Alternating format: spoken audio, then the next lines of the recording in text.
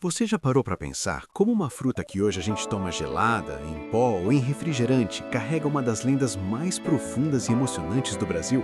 Já deixa essa pergunta ecoando aí e comenta o que vem na sua cabeça, porque a história do Guaraná começa muito antes das cidades, muito antes do açúcar, muito antes de qualquer indústria. Ela começa no coração da floresta amazônica, onde tudo tem espírito, tudo tem significado e nada existe por acaso. Para os povos indígenas do Brasil, a floresta não é só um lugar, ela é um ser vivo. As árvores escutam, os rios sentem, os animais observam e os frutos guardam memórias. Cada alimento nasce com uma missão, e o Guaraná, segundo a tradição indígena, nasceu para carregar força, resistência e vida.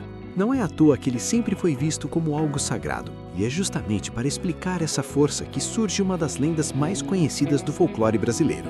Em uma aldeia indígena, vivia um casal simples e muito amado por todos. Eles tinham uma vida tranquila, em harmonia com a floresta. Participavam das caçadas, dos rituais e das celebrações, mas carregavam uma tristeza silenciosa, o sonho de ter um filho. Todas as noites, esse desejo era compartilhado em silêncio, olhando para o céu, pedindo aos espíritos da floresta uma resposta. Com o passar do tempo, eles procuraram o pajé da tribo, o sábio que intermediava o mundo dos homens e o mundo dos deuses. O pajé ouviu com atenção e disse que aquele pedido só poderia ser atendido por Tupã, o deus da vida, do trovão e da criação. O casal então passou a rezar, a fazer oferendas e a demonstrar gratidão pela vida que já tinham. E Tupã viu. Em uma noite marcada por um vento suave e um céu estrelado, nasceu um menino especial. Seu nome era Coraci. Desde o primeiro choro, todos sentiram que aquela criança não era comum. A aldeia inteira celebrou porque acreditavam que aquele nascimento era uma bênção direta dos deuses. Coraci cresceu rodeado de amor, cuidado e proteção. Não era apenas filho de seus pais, era filho da tribo inteira. Desde pequeno, Coraci demonstrava uma bondade diferente. Ele sorria com facilidade, ajudava os mais velhos, respeitava a floresta e parecia entender os animais. Os pássaros não fugiam quando eles se aproximavam. Os macacos o observavam curiosos e até os animais mais ariscos pareciam aceitar sua presença. Mas o que mais chamava atenção eram seus olhos.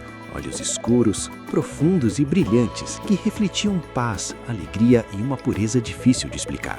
Muitos diziam que ao olhar nos olhos de Coraci, era possível sentir calma, como se o coração ficasse mais leve. A tribo ensinou Coraci tudo o que sabia sobre a floresta, como respeitar a natureza, como reconhecer plantas medicinais, como ouvir os sinais da mata e como viver em equilíbrio com tudo ao redor. Mas havia uma coisa que nunca contaram a ele, um segredo antigo, passado apenas entre os mais velhos, a existência de Jurupari. Jurupari era o espírito do mal, da inveja e do desequilíbrio. Onde passava, os animais fugiam, as plantas murchavam e a harmonia se quebrava. Por muito tempo, Jurupari observou de longe, mas quando soube da existência de Coraci, algo despertou dentro dele, a inveja. Ele não suportava saber que um menino era amado, protegido e cercado de vida, enquanto sua própria presença causava medo e solidão. Os olhos de Coraci, cheios de luz, incomodavam Jurupari mais do que qualquer outra coisa. Para ele, aquela pureza era uma afronta. E então, o espírito maligno decidiu que aquele menino precisava desaparecer. Aos poucos, sinais estranhos começaram a surgir. Os animais começaram a se afastar da aldeia, dificultando a caça. O silêncio da floresta ficou pesado. Mesmo assim, Coraci continuava brincando, rindo e espalhando alegria, sem imaginar o perigo que se aproximava. Para protegê-lo, a tribo designou um guerreiro para vigiá-lo constantemente. Mas Jurupari era astuto. Conhecia os sonhos, conhecia os medos e sabia esperar o momento certo. Em um dia aparentemente comum, o guerreiro caiu em um sono profundo. Jurupari entrou em seus sonhos e o prendeu em um pesadelo tão intenso que ele não conseguia acordar. Frio da vigilância, o espírito maligno observou Coraci subir numa árvore, como fazia tantas vezes para brincar e observar a floresta lá de cima. Foi então que Jurupari se transformou numa cobra venenosa, se enrolando nos galhos como se fosse apenas mais um cipó da mata. O ataque foi rápido.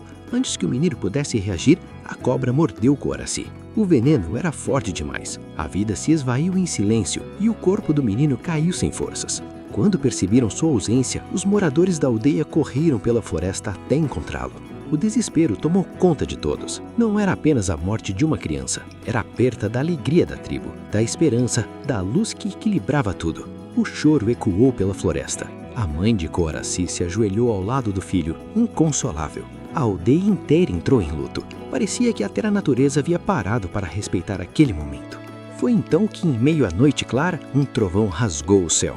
Um sinal impossível de ignorar. Tupã estava presente. O pajé compreendeu a mensagem divina. Tupã falava através do trovão e dizia que aquela morte não seria em vão. O pajé reuniu a tribo e anunciou que os olhos de Coaraci deveriam ser enterrados e regados com lágrimas durante 4 luas. Daquele gesto de dor, nasceria algo que traria vida, força e continuidade. Mesmo em sofrimento, a mãe fez o que foi pedido. Todos os dias, suas lágrimas molhavam a terra. Com o passar do tempo, um broto verde surgiu. Cresceu, se fortaleceu e se transformou numa planta diferente de tudo que haviam visto.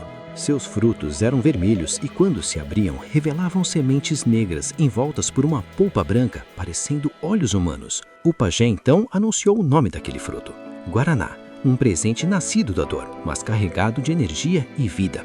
A tribo aprendeu a usar o guaraná. As sementes eram secas, moídas e misturadas com água e mel, criando uma bebida que dava força, resistência e clareza mental. O guaraná passou a ser usado em rituais, em longas jornadas de caça e como remédio natural. Para os indígenas, ele representava a continuidade de Coaraci, a prova de que a vida sempre encontra um jeito de renascer. Com o tempo, essa tradição atravessou gerações. A tribo Sataremaui se tornou conhecida como guardiã do Guaraná, preservando seu cultivo e seu significado espiritual. Muito antes da chegada dos europeus, o Guaraná já era consumido como fonte de energia natural, muito mais potente que o café. Mas diferente do que vemos hoje, ele não era apenas bebida, era respeito, memória e conexão com os ancestrais. Até hoje, o Guaraná carrega esse simbolismo. Cada fruto lembra que da dor pode nascer força, que da perda pode surgir vida e que a cultura indígena é a raiz de muitos elementos do Brasil. Você já parou para pensar quantas histórias, quantos ensinamentos e quantas vidas simbólicas cabem dentro de um simples fruto da floresta amazônica? Antes de existir refrigerante, pó, xarope ou qualquer rótulo industrial, o Guaraná já pulsamos como memória viva de um povo. Comenta aí enquanto escuta, porque essa história não termina com o nascimento da planta. Ela continua atravessando o tempo, a cultura e o Brasil inteiro. Depois que o Guaraná nasceu da terra regada pelas lágrimas da mãe de Coaraci, a tribo passou a tratar aquela planta como algo sagrado. Nada era feito às pressas. Antes da colheita, havia silêncio, cantos e agradecimentos, porque todos sabiam que aquela energia vinha de uma vida interrompida, mas não esquecida. O Guaraná não era colhido por qualquer pessoa, nem consumido em qualquer momento. Ele era reservado para situações importantes, quando o corpo e o espírito precisavam de força. O pajé ensinou à aldeia o primeiro ritual do Guaraná. As sementes eram retiradas com cuidado, secas ao sol, moídas lentamente e misturadas com água fresca da floresta, às vezes adoçadas com mel silvestre. Antes de beber, todos fechavam os olhos em respeito a Coaraci, porque acreditavam que o espírito do menino ainda habitava aquele fruto. E não demorou para perceberem que a bebida realmente fazia diferença. Quem a consumia sentia o corpo mais desperto, a mente mais clara e a resistência durar muito mais tempo. Mas havia uma regra silenciosa. O Guaraná só funcionava plenamente quando o coração estava limpo e a intenção era boa. Com o passar do tempo, o Guaraná passou a fazer parte da rotina dos guerreiros. Antes de longas caminhadas pela mata, caçadas difíceis ou momentos de defesa da aldeia, eles bebiam o Guaraná para manter o foco, a força e a coragem. Mas não era apenas para o corpo. Diziam que o fruto também fortalecia o espírito, afastando o medo e trazendo equilíbrio. Por isso, o Guaraná também começou a ser usado como remédio. Quando alguém estava fraco, doente ou triste demais, a bebida era preparada com cuidado, acompanhada de palavras de conforto e orientação espiritual. A lenda de Coaraci nunca foi esquecida. Todas as noites, ao redor da fogueira, os mais velhos contavam a história para as crianças. Falavam sobre o menino de olhos brilhantes, sobre a inveja de Jurupari e sobre como da maior dor pode nascer algo poderoso. Assim, mesmo sem livros ou escrita, a memória era preservada na palavra, no gesto e no respeito. Dizia-se, inclusive, que Jurupari evitava os lugares onde Guaraná crescia, pois a energia do fruto enfraquecia sua influência. Onde havia Guaraná, havia vida, união e proteção espiritual. A relação da tribo com a floresta também se aprofundou.